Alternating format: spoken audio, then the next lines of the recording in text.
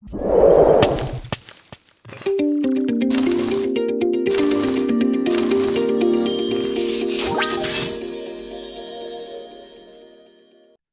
number 21.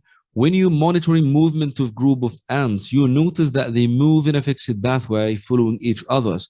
And this is by A, sense and odor of a substance, B, sense a taste of a substance, C, following a sound of each other's, D, watching each other.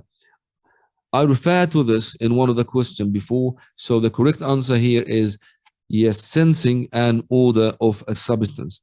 And the exact same explanation. If you are looking here, here is the nest, so they are pathing, all of them, okay, following the same pathway, because there is, yes, it is a pheromone was being deposited here, so they are sensing this odor of the pheromone and follow the pathway.